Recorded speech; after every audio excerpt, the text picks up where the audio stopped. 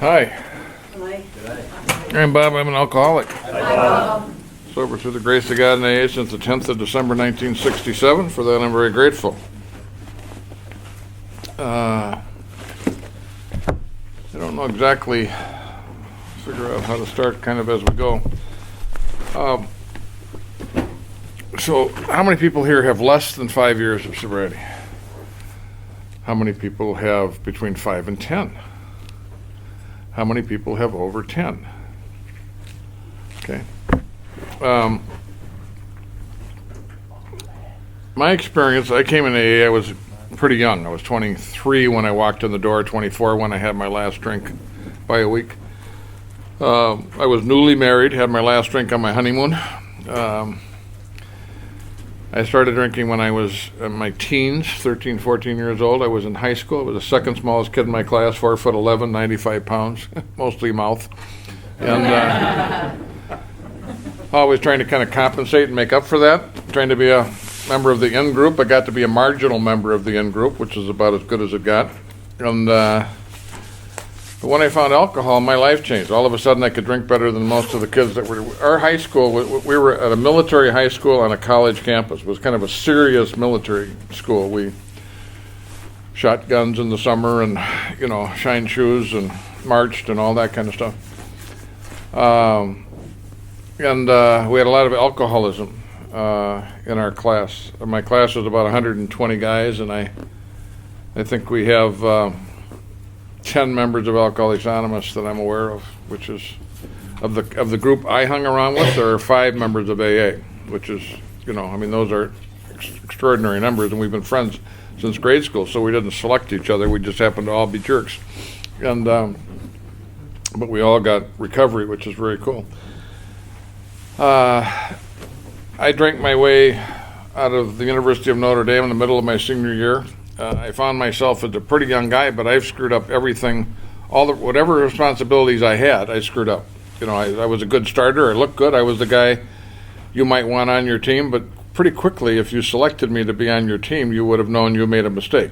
I interviewed well, but I didn't perform very well, and that was a small shortcoming. But in life, people actually want you to show up and do something. And I would do that for a while, but I wouldn't do it over a long period of time. I was mystified. We were copying our parents. Our parents were the Second World War people that drank hard, played hard, made life look pretty attractive and pretty easy. And I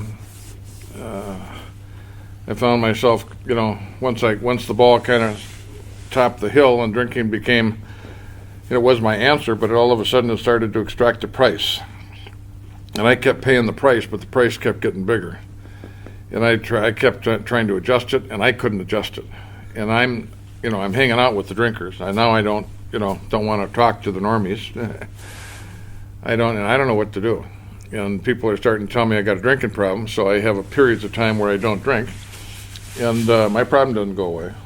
So if you have a drinking problem when you stop drinking, it should go away. But you've had Clancy over here a number of times, and that's one of the great contributions Clancy made, is that if you're an alcoholic, drinking is not your problem. It's a symptom of the problem. It is not the problem. So it isn't a solution when you stop. But in most cases, people are saying, just stop, you'll be okay. Because and for the longest time, everybody treated alcoholism as a symptom. People thought that if the way it was treated was psychiatrically. And if we solve whatever the hell's going on underneath it, you'll either be able to drink or you'll be able to quit, but you'll be okay. And that, of course, is not our experience. And it's not the experience of AA, and it's not our personal experience. So I came back after drinking my way out of one college, came back and finished school at another, and ended up the last year of my drinking, between 23 and 24 years of age, I drank a fifth most days. I was a bar drinker, sort of, but so I worked as a waiter for 6 months, and I just carried a pint bottle around with me and kind of sucked on it all day, and pretty low level quality of life. Got my face kicked in and got fired, ended up with a sales job, which I thought would be more flexible, and A buddy of ours got married, and I went on about a 4 or 5 day run. I woke up Thursday afternoon, hugging the toilet in the morning, doing my morning exercises, and that was my moment of truth. I was so sick and tired of being me, I just couldn't stand it. Everything I touched turned to manure. I was mystified as to why it was. When we went down to school, I had the highest grades of the group of the 12 guys that went down to school. I was the only man who didn't finish. And it's not always my story, because I'm not always on top of the heap, but that was, my regular performance. I called AA, and a couple of guys came out and talked to me. And that was one of the most extraordinary experiences of my life. They were, one guy had 6 months, and one guy had 6 years, and we met at a cafe. We sat in a booth, and they said, "We're from AA. We had a drinking problem. We found an answer for it. We're going to share the answer with you, and we hope it helps you. But if it doesn't help you, don't worry about it. For some strange reason, talking to guys like you helps us." And they told me their story. And my family had tried everything they knew how to try to get me okay. Doctors, lawyers, Indian chiefs, bishops, nuns, priests, psychologists, psychiatrists, proctologists. I've talked to everybody without much avail. And in a matter of about an hour and 15 minutes, these two men told me their drinking history, and it was just astounding. Which is one of the great traditions we have in our fellowship. We don't share, we share our experience, strength, and hope. We don't share our ideology, our philosophy, our dogma. We aren't preaching at anybody. And there's a power when you share your life, because it's your life. I mean, someone can't tell you that didn't happen to you. That's not your story. I mean, you can say, "I don't want to do what you did," or "I don't want what you have," but you can't, if the person's if they're telling their story with integrity and honesty, it's their story. And the two men were pretty different. One was kind of a business guy, one was kind of a hippie. And but their drinking stories were pretty similar. And they were similar to mine. And that night I went to my first meeting of Alcoholics Anonymous. I met my sponsor at my first meeting. And I drank twice after walking in AA, once after a month on a business trip. I was told to call AA and didn't. And once after 3 months, my wife and I were married, and I drank on our honeymoon. My sponsor sat me down in a chair, and he said, "Alcoholism is a disease. It's physical, it's mental, and spiritual. And that once you cross the line from problem drinking into alcoholism, your alcoholism affects you all the time, when you're drinking and when you're not drinking." The idea that my alcoholism could affect me when I was not drinking was a really new idea. That was like rocket science. I couldn't quite get my hands around, because everybody, from my psychiatrist to my family, related the problems in my life to the physical act of drinking. I had trouble connecting all the chaos in my life with swallowing bourbon, but no one else did. Everybody else figured that was the cause of all of it. And my sponsor said, "Have you ever quit?" I said, "Yeah." He said, "Did it work?" I said, "No." He said, "It didn't work for me either." He said, "In AA, we don't do abstinence, we do sobriety. Sobriety, what we do when we take our last drink or drug is we use the 12 steps to change, to find a different way to live. A different way to live that's better than the way we lived before, so we don't have to go back to drugs or booze to do something for us that we were unwilling or unable to do for ourselves. If you don't change, you're not going to stay." That was like the Gettysburg Address of Alcoholics Anonymous. It was very simple, and it was very concise. And he was my sponsor for the next 43 years. He died with 57 years of sobriety, and we had a pretty good run together. And he was a mailman, and he was the most active member of our group. He did more 12-step work than anybody else in the group, and I got to be his wingman. So I got to, follow around after him and copy what he was doing, and it's been a pretty good run. In Minnesota, so we have a lot of AA in the States. I think you know that. We have a lot of sobriety. So in 1967, I walked into a group of men, or 2 women, 25 men. the group I went to was we rented an old bar, and there was a meeting every night. And so if you were a member of the Uptown group, that was what that was, they'd say, what night?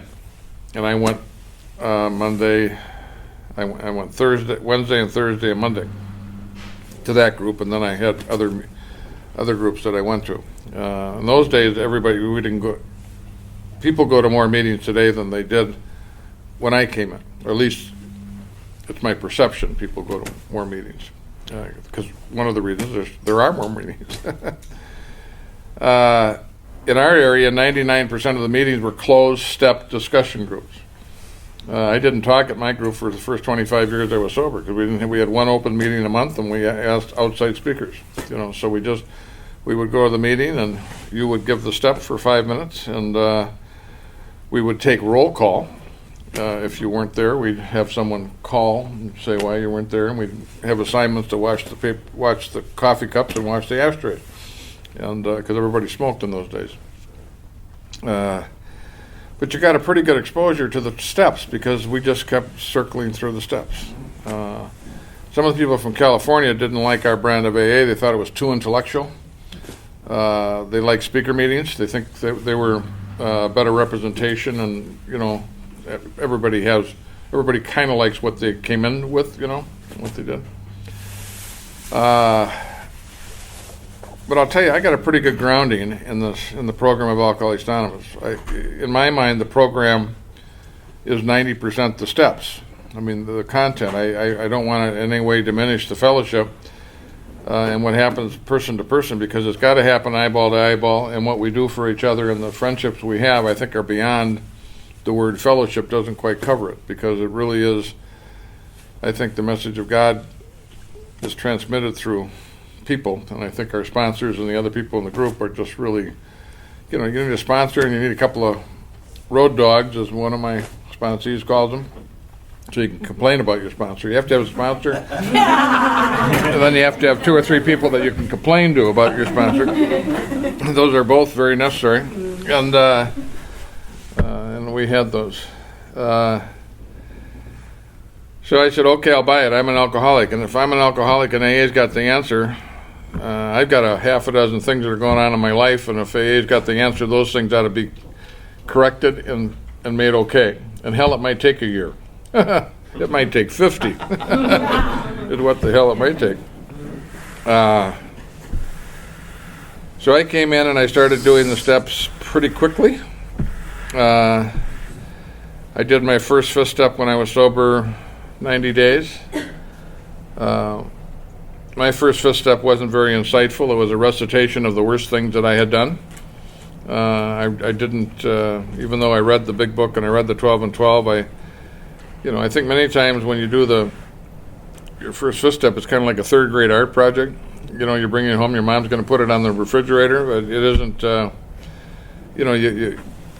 2nd and 3rd 5th step I did were better. The 3rd 5th step may be the best 4th and 5th step I've ever done, because I was really ready to do it.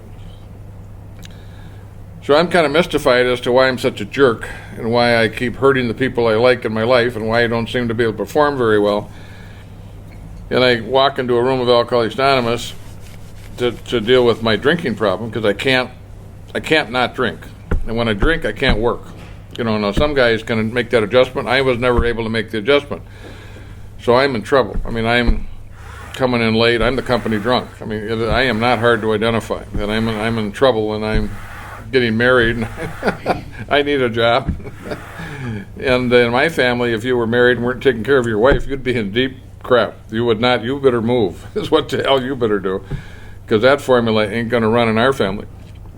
And so I sat down with these men, and basically the message was, your alcoholism affects everything you do. You aren't going to have a life until you deal with your alcoholism. Once you deal with your alcoholism, you're going to have an opportunity to change and improve the things that are going on in your life that don't work. Before you stop drinking, nothing's going to change. We'll come back here, in a year, and it's going to be like watching a soap opera. It's going to, 1 or 2 minor things that will change, but it's going to be the same story. You will have missed nothing, in the year that preceded. If you continue to drink throughout that time, there's going to be a sameness to that process. So I can't tell you the enthusiasm with which I attacked Alcoholics Anonymous. I mean, I thought, God, I finally found out what the hell's wrong. I'm an alcoholic. And if I take care of this, my life's going to be okay. Well, I'll give you a list of my problems. I spent more money than I made. If you do that over a long period of time, you end up in debt. I just want to report that to you. Because apparently lots of us don't know where that goes. And I had a gambling problem. It was kind of a hobby. It was 4 or 5 hours a day, 4 or 5 days a week. But I was making $5,000 to $10,000 a year gambling. I was playing backgammon, and it was like a second job. So it was, but it obviously ate into my work, and it ate into everything else that I did, because I'm lying about it. I'm hiding out. I'm not. I mean, I'm looking for suckers that I'm better than they are at playing the game that we're playing, so I can take money from them. I mean, there's elements of this. There's things wrong with it at every level. I'm married. My wife is unhappy with me because I'm going to too much AA. She's 21 years old, and I'm going to 4 or 5 meetings a week. She saw more of me when we were dating than when we were married. You know, she's a nurse. She's getting up at 6 in the morning, going to work, and she's coming home at 3. I pass through the apartment at 5 o'clock. We eat something and go to a meeting, and I come back at 11 o'clock at night, and she's asleep. And I go early, and I stay late, and I don't want to miss anything, and I'm hanging out with my sponsor and the old timers, and I'm really trying to figure out about life. And I start going through the steps. We started to have children, and I was reactive, immature, angry, and sometimes violent with my children. And that was a pattern that my father and I had, and I repeated that pattern, and I'm ashamed of it, and but that's what it was. And my biggest area of dysfunction was work. I had trouble getting to work. I had trouble getting up in the morning. Later found out that it had something to do with when I went to bed, but I did not know that at the time. So I had trouble getting up to get to work, and then I had trouble staying at work, and then I had some difficulty working at work. Other than that, I was a good worker. And that problem followed me longer than you would have expected that problem to follow me into my sobriety. Now, I had all those problems when I walked into the front door of Alcoholics Anonymous. None of those problems I just shared with you made my first, fourth, and fifth step. It was like I was living in a fog. I don't know what the hell. I can't tell you what, I didn't intentionally, skip those things. I guess I just, was as a friend of mine, I was sleepwalking through my life is what I think I was doing. I was on a honeymoon. I was so enamored with Alcoholics Anonymous, I was on a honeymoon for about 9 months. I was just in love with AA, which saved my butt. And, I'd ask you a question, you'd give me an answer. I had an answer. Then about the time I was sober, about a year, I'd ask you a question, you'd give me an answer, and I wasn't sure you were right. My ego started to reassert itself, and I started to be more difficult. I didn't have a very good list of my defects of character during my first year, but one by one, they got handed to me during my second year. And one by one, I would take these things on, and I would fail miserably for a significant period of time. I'd take on work, or I'd take on money spending, or I'd take on being a better father, or being a better husband, or gambling, or whatever the hell. And so they came to me about one at a time. They bothered me during, I started to have a pretty good list by the end of my second year, and into my third and fourth year, they bothered me. Into my fifth and sixth year, they were eating my lunch. Now, when I came in AA, I had a wall built around me so that I tried to hide the things I did not want you to see. And the thinking that went on behind the wall said, you like me, but you only like what I let you see about me. If you could see everything about me, you'd not like me because I not like me. Who knows more what a lousy person I am than me? I'm walking around comparing my inside with your outside. But at some point, I got sick enough and tired enough, afraid enough, hurt enough, sick, that I started to tear the wall down. I started to tear it down when I called AA. That was a big deal for me. I started to tear it down when I met my sponsor. I tore it all the way down when I did my fifth step. And I made a discovery. And the discovery was that I'm not unique. My personality may be unique, but not my illness, not my behavior, not my feelings, not my experience, not my illness. And I started to have a sense of hope that what worked for you might work for me.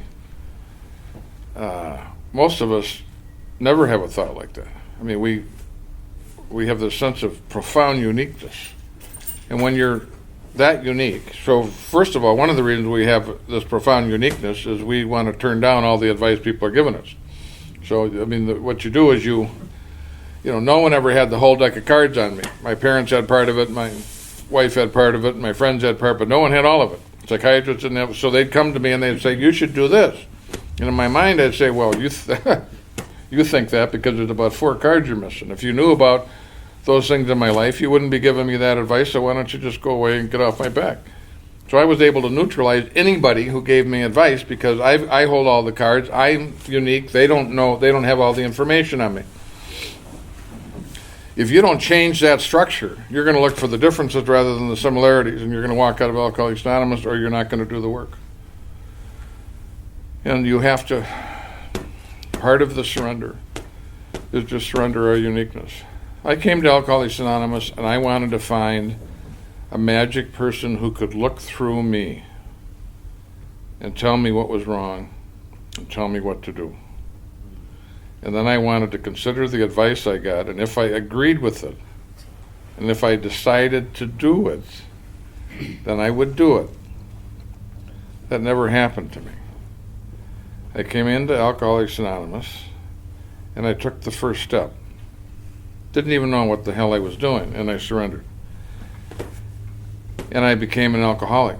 And all of a sudden, I was sitting in a room with 30 or 40 people who could help someone who had the problem of alcoholism.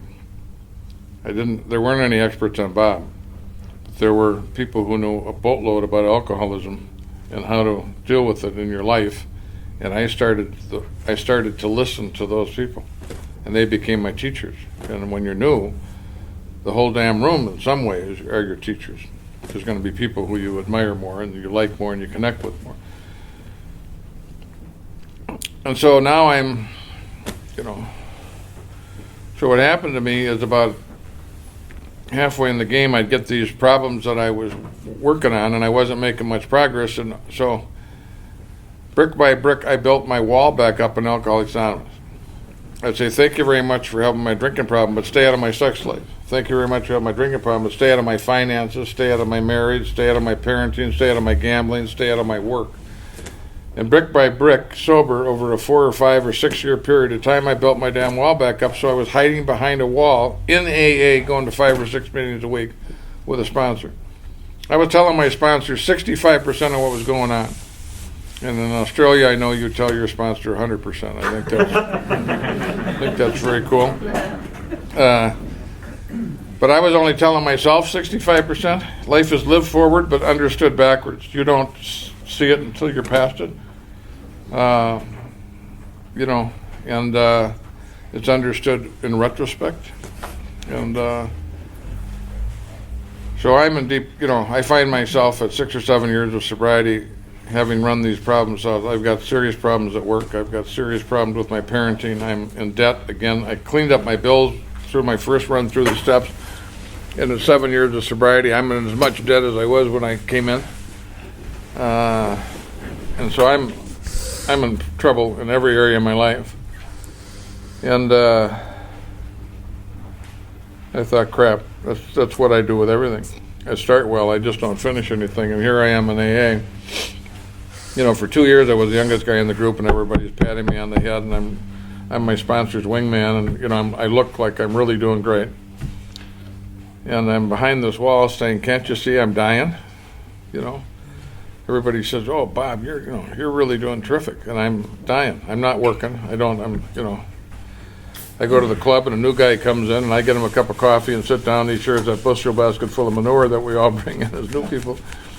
He tells me about, the wife, the job, the IRS, and the police, and I'm saying, hey, as bad as it is and as hopeless as it seems, you're in the right spot.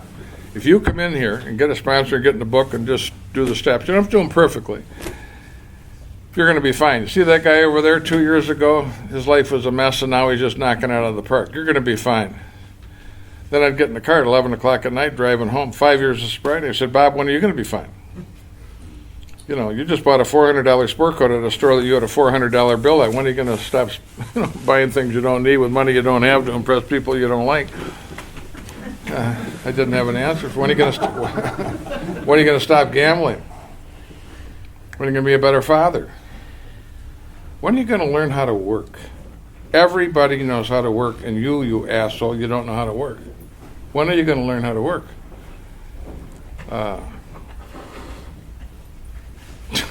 I didn't have an answer. I'm working for my dad. Well, I wasn't working.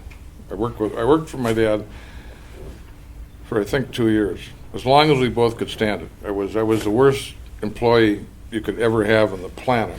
And then I started a company with a guy. I started a real estate company with a guy who is still my partner today after 43 years. And he has 49 years of sobriety. And we have been partners for 43 years. And I have 45 years. So we have a lot of history. And his family lived down the block, and his younger brother was my best friend. So we have a lot of history together. And at 6 or 7 years of sobriety, I feel like I'm on my way out of AA. I don't think I'm going to... I felt like... I don't know if I was going to drink, but I felt like putting a 45 in my mouth. I'm saying, you're here again. I mean, now AA's not working.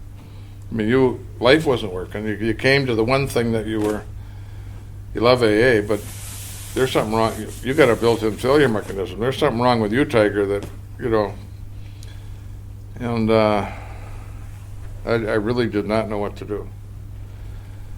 And I knew that the answer had to do, find out what God had to do with Wednesday. Because I could tell you philosophically, I've been educated pretty well in a parochial school all my life. I could give you a lecture on what God had to do with Wednesday, but I wasn't able to access the power of God and to change my life in an effective way. So I sounded good. My mother always said, Bob, you're not very bright, dress well. And I have, it's been my philosophy, And I sounded good, but I really had trouble putting it on the road over a period of time. And I was scared. I mean, I really thought AA was going to be my answer, and I found myself, and it was my answer. I mean, I came in, and many of the things that troubles I had during the first year or two were dealt with pretty effectively.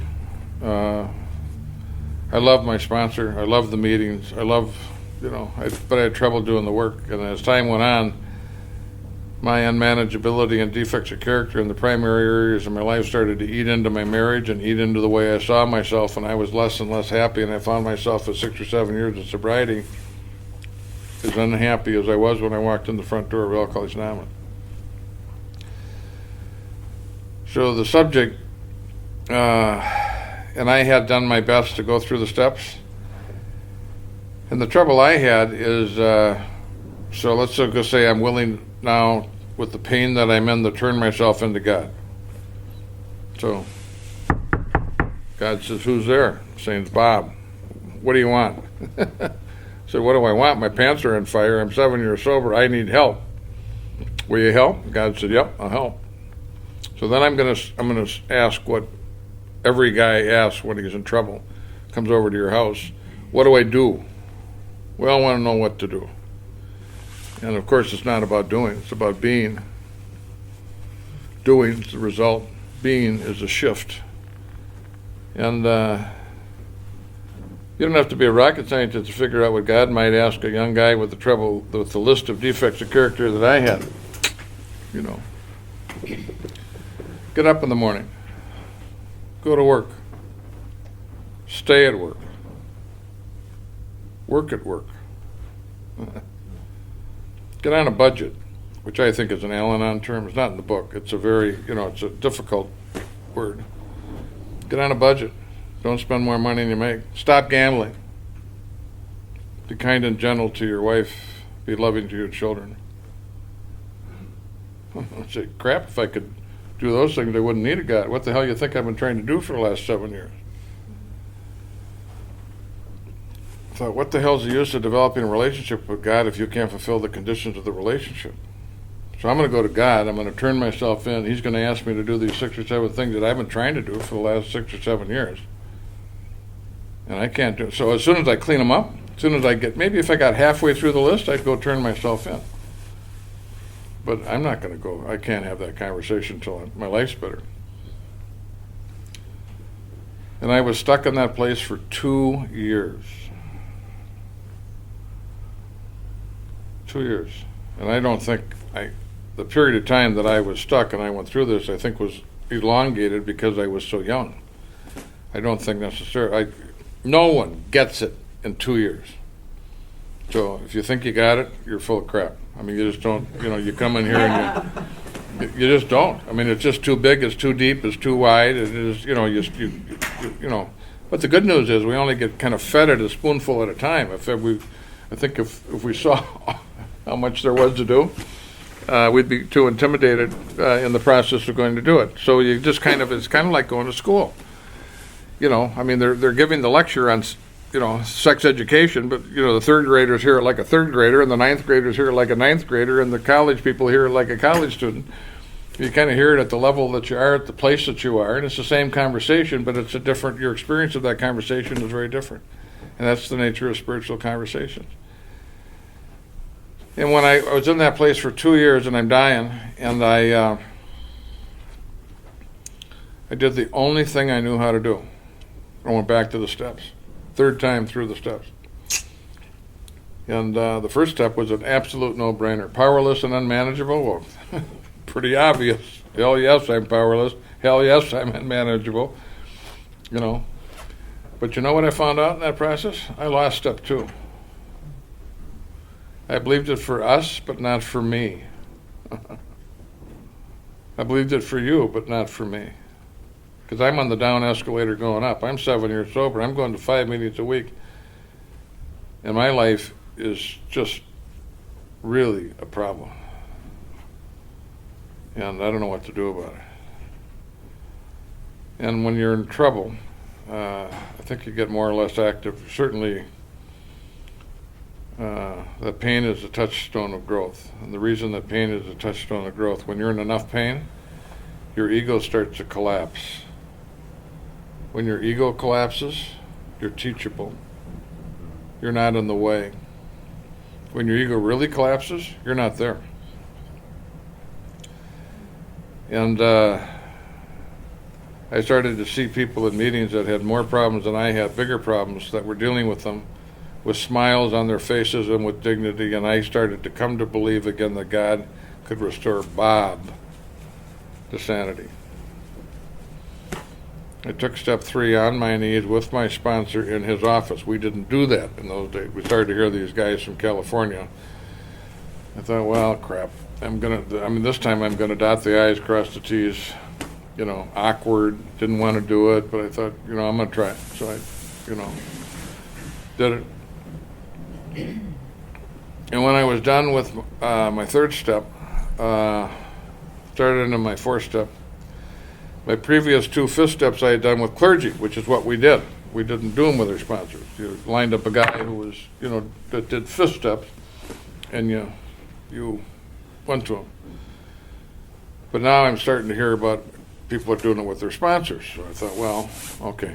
So I'm going to go do my 3rd, 5th step with my sponsor, and I said, be careful. I said, when we're done with this, I said, I feel like I'm dying of thirst lying next to a lake. I am so goddamn sick and tired of being me. I am so damn sick and tired of having the problems I have. I could tell you what to do. If you gave me a written test and asked me what to do, I could tell you what to do. I just can't do it. Or won't do it. And I don't know which one, but it doesn't matter because I'm not doing it. And I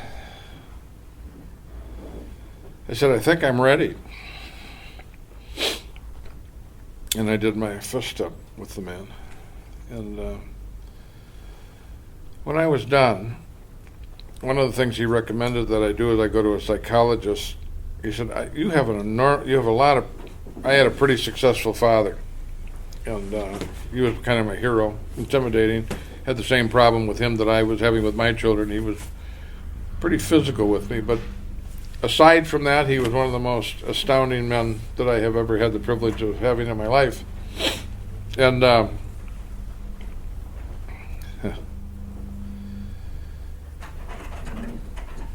lost my train of thought.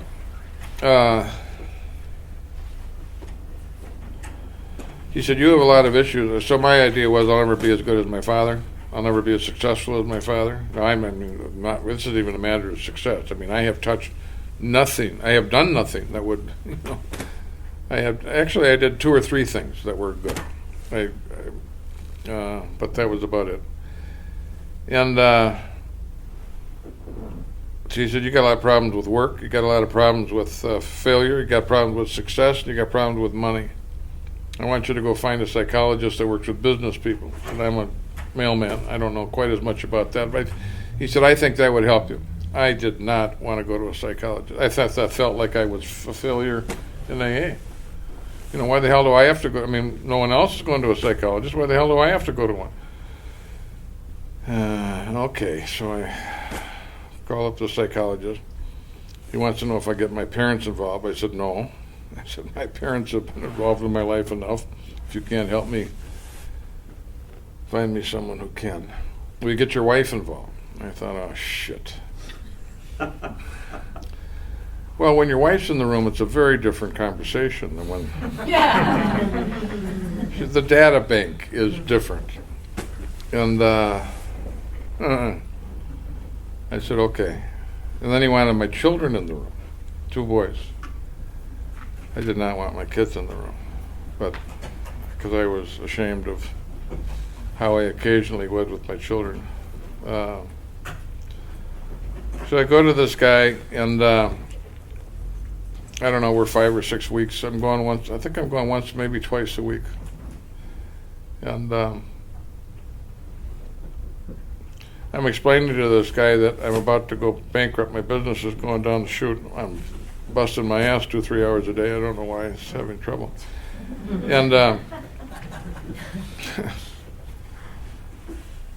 And he looks at me and he said, why are you so afraid of failing? And I wanted to hit him. And my reaction was to jack him. I mean, funny reaction to be sitting in a psychologist's office and you want to hit the psychologist. Not a very good response. And I didn't know what to say. And he said, if you can't fail, you can't play. And what I discovered in that man's office was fear. Now, I'd done 3 inventories. Fear had to do with snake dogs and tall buildings. I mean, I had no insight. What I discovered, I'm afraid of being a husband. I'm afraid of being a dad. I'm afraid of work. I'm afraid of failure. Hell, I'm afraid of success. I'm swimming in fear. And Chuck talks about the fish in the ocean. And one fish looks over at the other fish and says, isn't the ocean wonderful? And the other fish looks over and says, what's the ocean? I'm swimming in fear, and I don't get it. And I'm in this man's office, and I discover fear at a level that I had not seen it before. And not too long after that, I had a really bad day where I went to work late, left early, got in a backgammon game. I won $500. I missed dinner, missed AA meeting, got in a fight with my wife. I slapped one of the kids. One of the things you'd like to have videotaped and sent to the General Service Office to show what 7 years can do for you. And I said, gee, it happened again. And I said, it happened again. Weren't you there? I'm saying, yeah, I was there. But it's so habitual that it's almost as if I don't have to make a decision. It just kind of happens. It's like I'm in a blackout. Well, all of a sudden I realized that was a bunch of crap. My life was the way it was because I designed it that way. I sounded like a guy who wanted to quit gambling. I wanted to gamble whenever the hell I wanted to gamble for as much money as I wanted to gamble and not have problems because of gambling. I wanted money without work. I wanted my love. I wanted my wife's and children's love and affection without spending time with them. Not a very good design. And all of a sudden I realized that I had tried as hard as I knew how to try to clean up my act, and I had failed. Now, I could have said that to myself 100 times before, and I would have said, you haven't failed. I would have had a conversation. But that night, I had no conversation. I'd been busting my ass in AA to try to clean my act up, and I'd failed. And I was given the grace to get down on my knees and take the 6th and the 7th step of the program of Alcoholics Anonymous at a level or depth that I had not taken it before. 6th step said that we're entirely ready to have God, not Bob, remove our defects of character. The 7th step said we humbly ask him to remove our shortcomings. I had spent 7.5 years trying to get rid of them. I don't have the power. It happens through me, not by me. I'm the pipe, not the well. A doctor doesn't heal. He creates an aseptic environment and creates an atmosphere in which healing can take place, and God heals. Farmer doesn't grow. He plants a seed, creates a fertile environment which growth takes place, and God grows. And we don't change. We create an atmosphere in which change can take place, and God changes us. That night, 4 of the major problems of my life disappeared. I quit gambling that night. I started to date my wife. I dated my wife every Friday night for 35 years after that.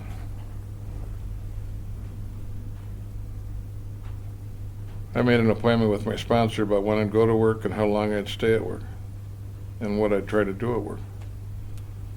I turned the checkbook over to my wife, who didn't have the ego issues with money that I had. Now, not every spouse is a good money manager. My wife is a terrific money manager. And she managed our affairs a hell of a lot better.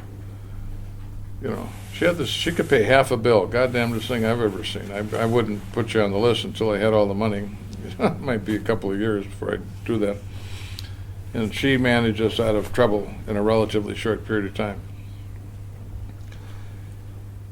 And in not too long, all of a sudden my life took off like it was on a rocket ship, and I started to make enough money that she could quit work and we could get some help around the house with the boys.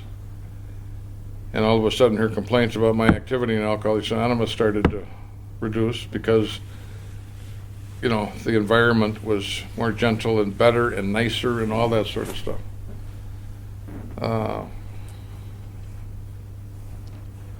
And I put those strictures into place because I've made promises. I've never been able to keep the promises, And I really wanted to get my life back. And I didn't want my life back. I didn't want to be returned to any place I had previously been in my life. I wanted a life. I wanted to be able to use these gifts that everybody told me I had, that I wanted to be able to go out and perform. In 7 years of sobriety, or 8 years of sobriety, that's when I manned up. That's when I started to practice the principles more effectively. I tried to practice the principles. I mean, you can only do what you can do. You can't do what you can't do.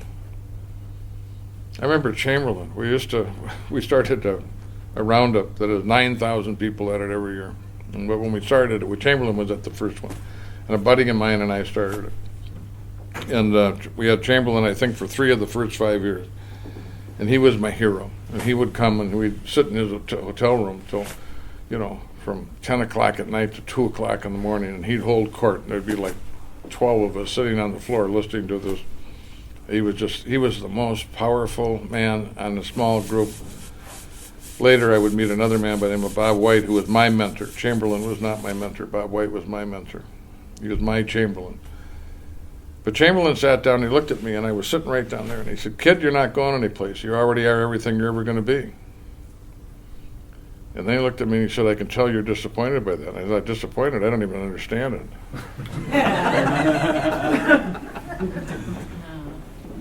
I understand it now. And then he said something that in the today of political correctness is going to sound horrible, but I'm going to repeat what he said. He said, "The man on the street committing rape right now is doing the best he knows how to do. When he has more light, he will do better." So when our alcoholism had us and we didn't have any light, we had no choice. When we could see it, we could do something about it. But when we didn't see it, we were it. See it or be it. When I couldn't see it, I was it. And then you opened it up for me. The two guys that met me at the cafe that told me their drinking story opened it up for me, and I started to see my life in a different way. And I went to a meeting and I met a mailman who was to change my life. And I started to go to meetings with you 4 or 5 days a week, and I started to put the steps in action in my life. And even though I came to the full measure, or as full a measure as I was able to do late, I came to it because I stayed. I didn't leave and I didn't drink. I stayed. And, you don't get it done all at once. So the title of this little workshop is I'm Sober, Now What? I think there's a boatload of us that come into Alcoholics Anonymous. We accomplish quite a bit during the first couple of years of our sobriety, and then we flatten out. And if we don't re-energize and start to take on the work at a somewhat deeper level, AA can get pretty, disappointing, pretty daily, pretty ordinary. I mean, you know the words. You're at the meeting and you're tired of the meeting. I know what you're going to say. We're in the third step. You say the same damn thing about the third step every time we have the third step. I'm tired of hearing it. It is, I start to become a critic rather than a player. And, it's, I think AA,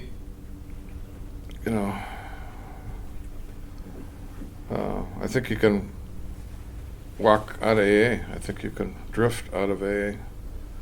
I think the meetings, if you're not doing any 12-step work. I think the thing that keeps AA vital is if you're trying to help someone. When you're trying to help someone, it's always new. And if you're new, it's a little difficult, but just the whole idea is if we've surrendered at some level and we're trying to put the steps in our life, if we're trying to move towards the light or move towards God, we'll automatically help someone. It doesn't have to necessarily be a sponsorship, but it may be putting up the chairs, it may be taking a job, but we're going to be giving back. We're just going to want to do something. Our attitude is going to be, okay, we're going to want to do the steps. Not like I have to do the steps, don't let my sponsors on my ass. I'm going to want to, because my heart will have changed. This process is a process of heart, not of head, not of information. We're not missing any information. I mean, we go, and that's the thing that we all do when our pants are on fire. We all go back to the fourth and fifth step. I'm going to go to this workshop. This guy from Minnesota is coming in and he's going to talk about, maybe I'll get a tip. Maybe I'll find out a technique. Maybe I'll get a CD on what Bob D or Scott L or whoever the hell I happen to be listening to has got some sort of methodology that if a little better technique, and that'll clear it up, because it's not going to clear it up. I mean, it could, but that's usually not what happens, because we're not missing any information. We're stuck in a different sort of way. We're not letting the power of God come through that process. We know what to do, but we got the two temple dogs out in front. Do you ever go to a Zen temple and see those two food dogs out in front that are guarding the temple? First one's ignorance. I got this problem, but I don't know what to do. And you run that one as far as you can, and finally through your sponsor and through the group and through the steps, you start to find out what to do. The second dog is apathy. I know what to do, I just can't get myself to do it. The old timers, I think, who came in, if someone said, what's different today?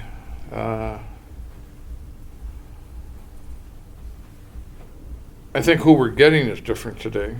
I think who we're getting today is younger, and I think they're more screwed up. We're more screwed up earlier in life than most of the people were that were the Second World War men and women that came in. I think those people were church educated, married with children, and had careers, and their house was on fire and they wanted their life back.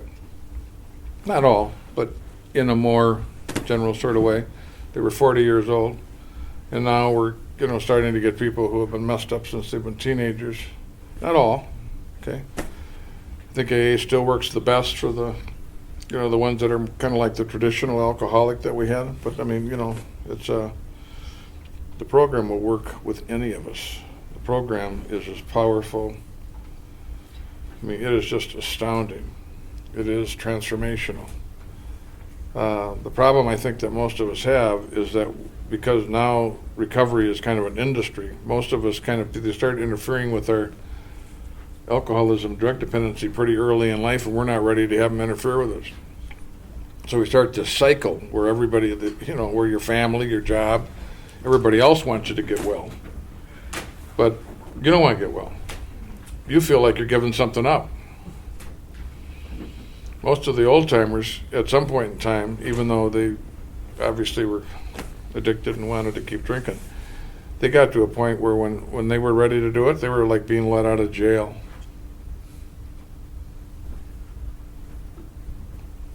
And I think the ego can sense when we're not completely in the game and works with that. The ego can kind of sense when we haven't totally surrendered and works with that. You don't have to do that. Why the hell you don't have to do that. You don't have to make that change. You're doing okay. How little do I have to do to get by? I'm sober, but I'm still a jerk. And it is,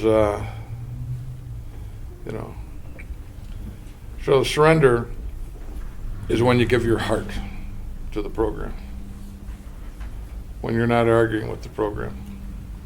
It's kind of like I get these guys that come to me and they're dating this girl and they're saying, I'm not sure she's the one. I'm saying, why don't you make her the one? What do you mean? Why don't you decide she's the one? Why don't you end that conversation? Why don't you stop holding up her and looking at her like you have to evaluate everything she does? Why don't you just stop that and choose? What the hell do you think people have been doing? You think we all found perfect people? We didn't find perfect people. We made them our choice. And then we did the very best we knew how to do to maintain that relationship over a period of time. There's lots of help.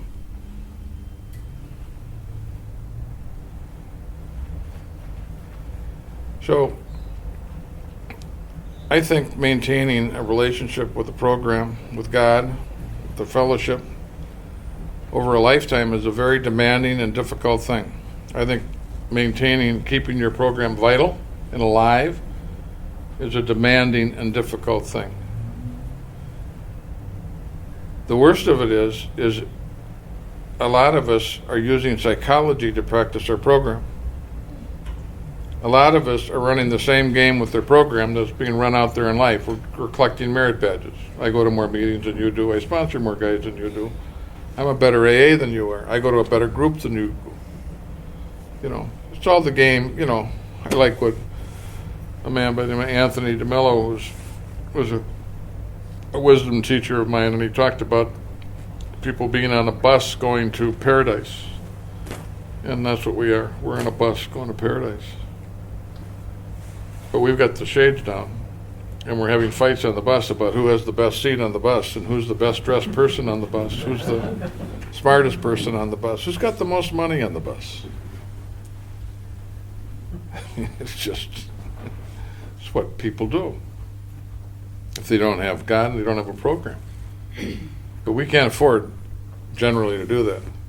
Our strength and our weakness is we are problem people.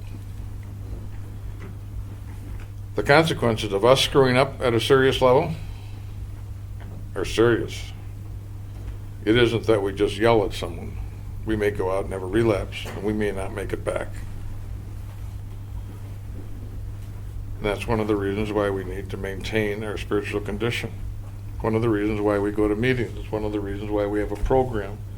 It's one of the reasons why we have a practice to maintain our spiritual condition.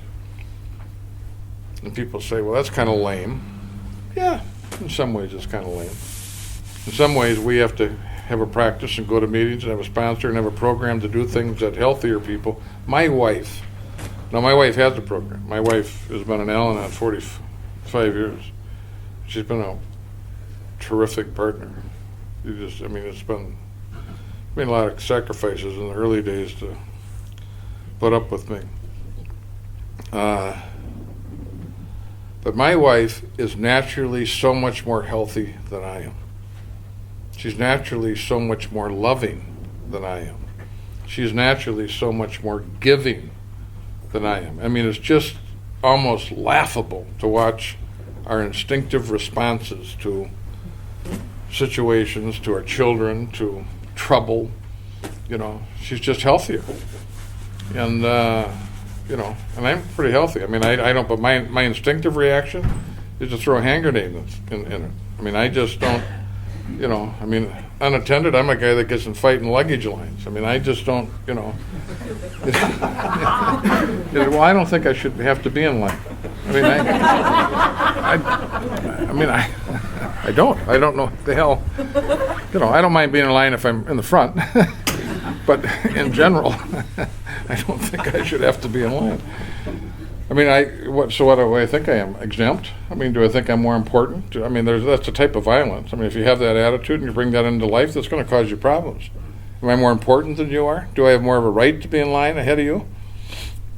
I think so. I mean, I know that's crap, but I mean, I really have to manage, some of my neurosis, the unhealthier aspects of my life. So, the problem that I think most of us have in Alcoholics Anonymous is we know the words, and we eat the menu and we're dying of hunger eating the menu. We've memorized the first 164 pages of the book, and but we're not being nourished. We're not putting those principles in action in our lives and getting the full measure. The program, look, we're not getting a prize for signing you up. We're not asking you to shave your head and sell books at the airport. This isn't about, Scientology. So if we take you to the next level, you pay 25 or 50 grand to get clear. This is just a group of people who had a very serious problem with drugs and alcohol. And our lives literally fell apart. And we didn't know what to do, and we stumbled upon Alcoholics Anonymous. And a group of people said, we had the problem that you had. And you say, yeah, maybe. And then you come in the room and you listen to the people and you think, maybe they've got the problem I have. And they say, well, we got a solution. And I'm saying, what are we going to do? Sit around meetings for the rest of our lives talking about how not to drink? I'd rather shoot myself than do that. And you start going to meetings and you listen to the laughter and you listen to the recovery and you listen to what they're doing and you think maybe they got an answer. And when you're new, there's a level of hope that is just terrific. But if you're sitting out here and you're 2 years sober or 3 years sober, depending upon all of a sudden and you're in a fair amount of trouble that's going on in your life, you're thinking this isn't that much better. People in the rooms, there's a lot of people in the rooms that still have pretty serious problems. I've got pretty serious problems and I'm in the room and I don't know, if AA is supposed to work, why can't I put my hands on the dials and the knobs and snap my little fingers and say the third step prayer and I'd be back in Kansas? Because it's spiritual. You can't control it. It doesn't respond to your head. It responds to your heart. So that's kind of the subject today and that's what we're going to talk about the second hour. I have talked almost an hour. I am tired of me talking. I would like to informally open it up for questions for the moment, and I'm going to come back and talk about the steps with a little different, with kind of the viewpoint of having been around AA a little bit, and how that might be different than my first time through the steps. I'm going to ask a few more questions. Anybody have any questions? Yeah. Bob, Roman alcoholic. Hi, Roman. Great hearing you share. Listen, I heard you share about changing and started reactivating your involvement in the steps and the program. I've drifted in and out. I've been a little bit tired sitting here. What actually sparked that off? What turned about that night for you? Was it a night? What turned about what? I don't know. What made you be willing to do that? Yeah. Pain. I think I've always had a sense. I wanted a better life. I was tired of being a jerk. I'm tired of looking at my wife and having her look at me in a way that, with disappointment in her eyes. What happens to us is if we don't change,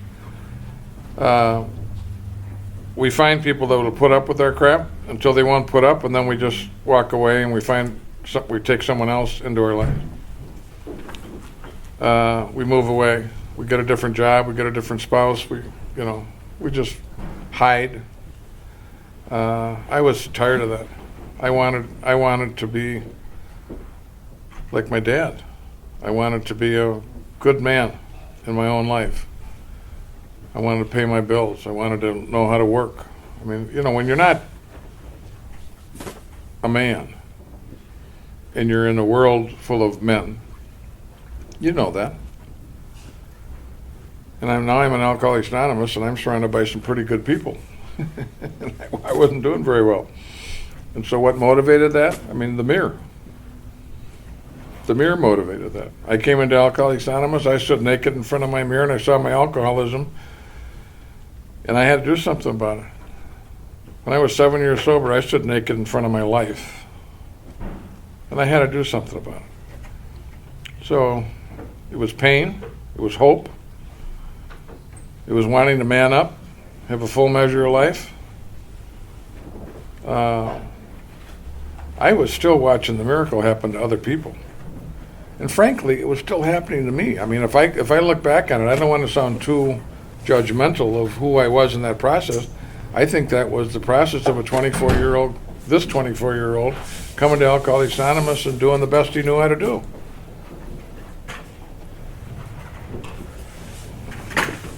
And what AA has given me and the life I've been able to put together since I've been in Alcoholics Anonymous has been pretty cool. Does that answer your question? Thanks. Yeah. Anybody else? Yeah, Bob, hang on a second. I might just record the question. The time frame, Bob, seems to be a general thing around Alcoholics Anonymous that I've noticed anyway in the time that I've been. The 7-year mark seems to be a dangerous time. And 7, 14 years, then 21 years seem to be periods in only what I've noticed. I heard that when I first come around. I thought, oh yeah, that's not true, but I've certainly experienced that, the 7-year time frame. Has that been your experience? So the question is 7 years kind of